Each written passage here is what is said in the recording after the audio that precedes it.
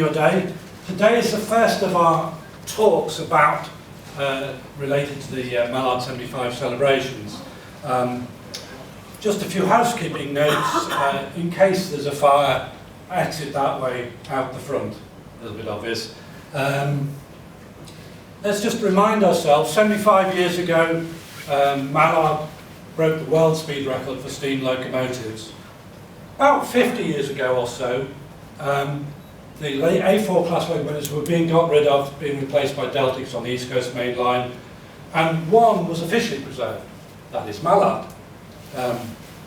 Two were bought by individuals. One was bought by a group, and two were lucky enough to be given to groups in North America. And we're going to hear from the two people who represent those groups now about how those engines ended up there. So what we're going to do is we're going to have 10 minutes introduction by Jacqueline Frank, who's the Executive Director of the National Railroad Museum in Green Bay, Wisconsin, and then Stephen Cheesley from Expo Rail in Montreal will talk us through the Montreal connection, and then we're going to have a few questions. So, ladies and gentlemen, I give you Jacqueline Frank. Thank you.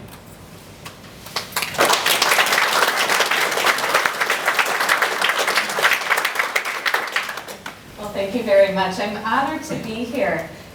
I just wanted to go just a brief overview. I suspect everyone knows quite a bit about our Eisenhower locomotive, but it was built in the Doncaster shops in 1937 with Golden Shuttle, named for a while, and then of course became Dwight D. Eisenhower shortly after World War II, and that's where it suddenly became very important to the United States, was that link to our 34th president, and of course he was the Supreme Allied Commander of the European theater during World War II. In 1963, we received a donation by the British Railway Board, and it arrived in the US in 1964.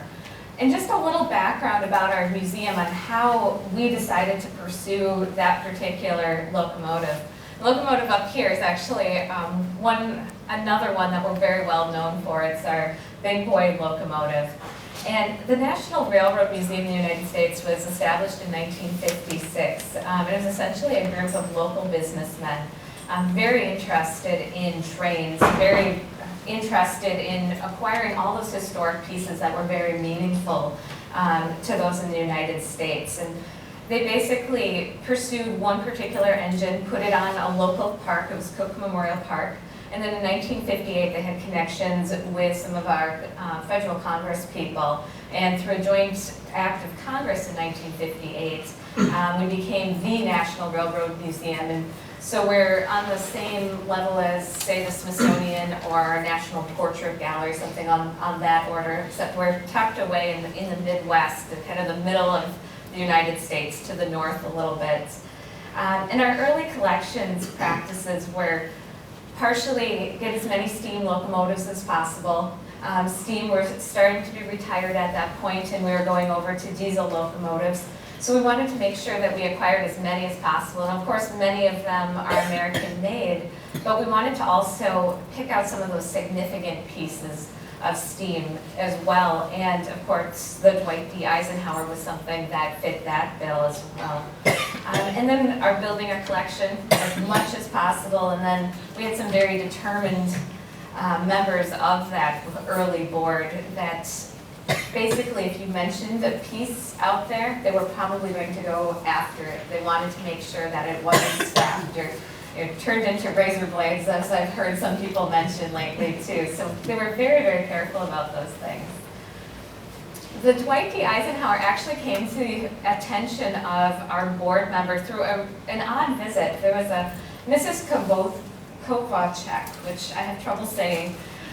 She is actually an English woman who had come over to the United States, had married someone from an area near Milwaukee, which is about 2 hours south of Green Bay, where the museum is. She was out looking at the trains at the time at the Railroad Museum. The museum was very young. It was 1959. We were around for 3 years at that point. And she came across what she thought was a gardener. There was a gentleman out there, I think he was cleaning up one of the flower beds. And she started talking about seeing one of the A4s that had been named Dwight D. Eisenhower. And she kept saying, this is amazing, there's a British train named after an American citizen. And it turned out that she was actually speaking with the board chairman at that time. Our board did everything in those early years. And that board chairman, of course, was extremely tenacious about those. So as soon as she left, the story goes, he went ahead and wrote a letter to the British Railway Board requesting that engine for the National Railroad Museum. And the board chairman very promptly wrote back and said, no, it has many years of sterling service ahead of it. You may not have it, you're not going to send it to you. He continued to write to him, and he made a visit, and in 1963, another kind of chance meeting came about.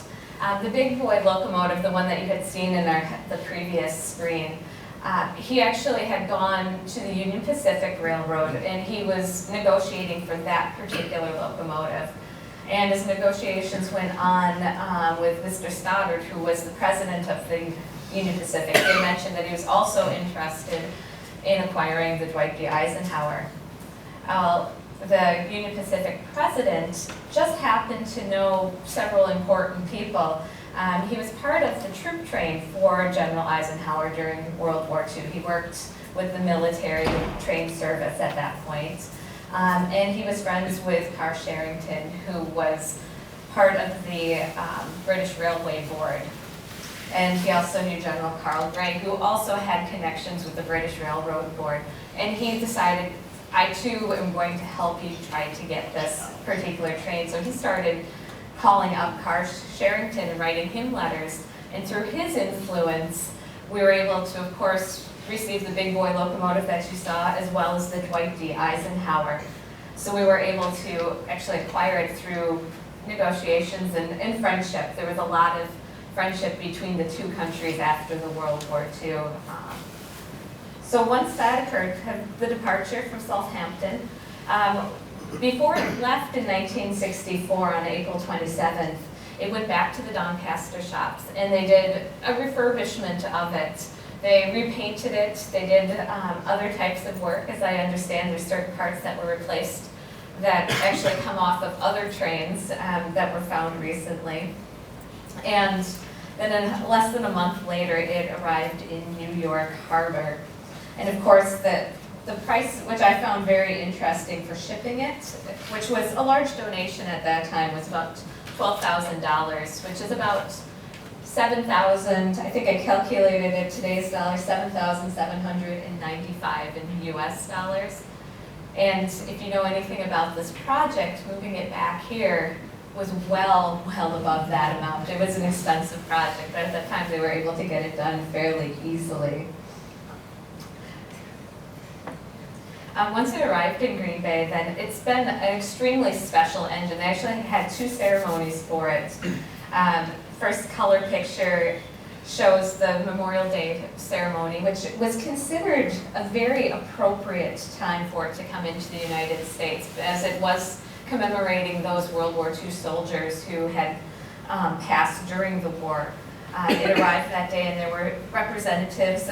John Burns was one of those representatives that really had worked towards making the National Railroad Museum a National Railroad Museum. Sir Dennis Roper of the British Consulate Office in Minneapolis also came that way. In September, they scheduled a second ceremony with former President Eisenhower. And Eisenhower had a really nice speech for that second dedication. And I think really was a good way to commemorate those ties that we had. To this day, he stated, I've never passed a single one since 1941, meaning the A4s. When we entered the war, in failing to express my appreciation to the great spirit that animated our two nations then, and to express along with it the hope that that kind of a relationship between these two nations will have lasting on to hundreds of years, that American visitors and those of others' lands will see this great engine. I hope they'll be reminded of the two great nations faced with the problems we faced then, what they can do when they meet together in a spirit of cooperation and dedication to the cause of freedom.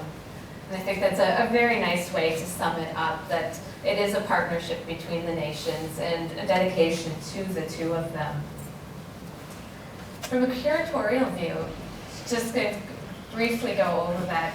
It's one of those items that where technology, of course, was extremely important. That's been something that has been displayed on that particular engine for quite some time. Of course, the World War II history.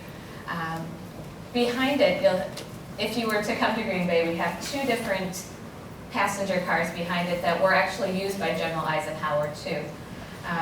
And those put together have made quite a nice exhibit overall. So it's an important curatorial piece, and it's a connection between that of our countries and then of course just the interconnection between the people. But I think I'll leave it at that. I just want to thank you again. I want to say how honored we are over here to be able to take part in this. So with that, I guess I'll pass it on. Very much.